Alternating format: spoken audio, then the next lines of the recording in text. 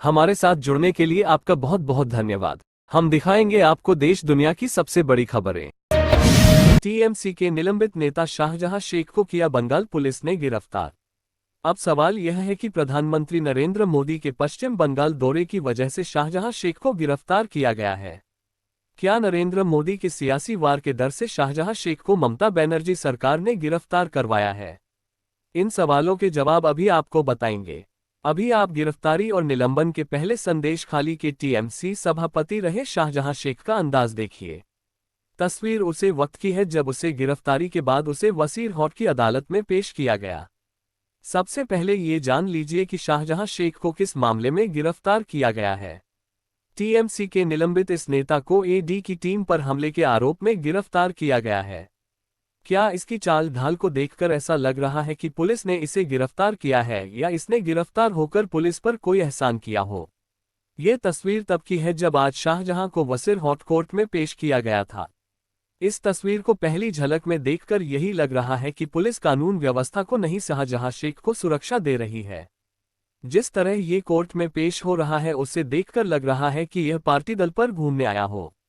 ऐसा over confidence तो आरोपी को तभी आता है जब सर पर सत्ता का हाथ हो। शाहजहां शेख में ये दामखम पहले से है। तस्वीर देखकर आप समझ सकते हैं कि इसने ईडी के बारे में कितना कुछ कहा है। शाहजहां शेख की इस तस्वीर से पता चलता है कि शाहजहां शेख कितने बड़ा डॉन है। इस तस्वीर को देखकर लोगों को यूपी का योगी राज याद आने लगा। लोगों ने ये तक कहा कि यदि शाहजहां शेख यूपी में होता तो यह तो अब तक इसका एनकाउंटर हो गया होता या इसकी गाड़ी कहीं पलट गई होती। योगी राज में अतीक अहमद जैसे हैवान भी भीगी बिल्ली की तरह रहते हैं। इसे देखकर आपको लगता है कि इस गिरफ्तार किया गया है। इसको देखकर ऐसा लगता है कि पुलिस ने इसे गिरफ्तार नहीं किया हो, बल्कि इसने अपने आप को गिरफ्तार करवाकर पुलिस पर कोई एहसान किया हो। जिस तरह से शाहजहां शेख कोर्ट में पेश हो रहा है उसे देखकर ऐसा लग रहा है कि जैसे यह अपने दल पर घूमने आया हो। ऐसा तभी हो सकता है जब सर पर सत्ता का हाथ हो। पुलिस के सामने भले ही शाहजहां शेख हैंकड़ी दिखाए, पर कोलकाता हाईकोर्ट ने सारी हिकड़ी निकाल दी। शाहजहां शेख गिरफ्तार हुए तो उनके वकील भागे हुए हाईकोर्ट पहुंचे और अग्रिम जमानत पर सुनवाई की मांग की। इस पर हाईकोर्ट ने कहा कि उसे गिरफ्तार ही रहने दो।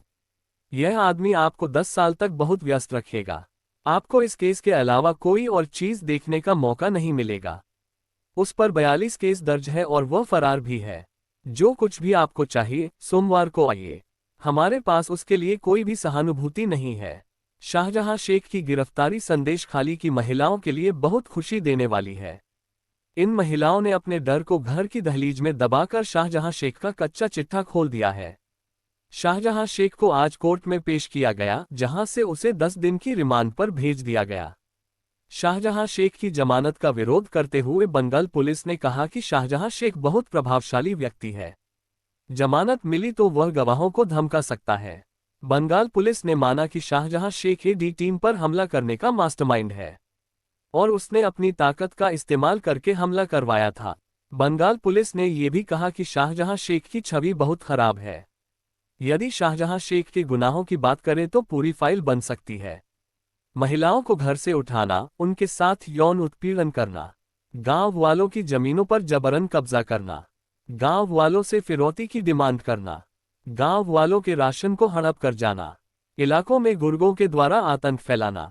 बंगाल पुलिस का कहना है कि उन्हें पिछले कुछ दिनों में शाहजहां शेख के खिलाफ 100 से ज्यादा शिकायतें मिली, जिसमें गैंगरेप, लोगों की जमीन हड़पने व यौन उत्पीड़न के आरोप है।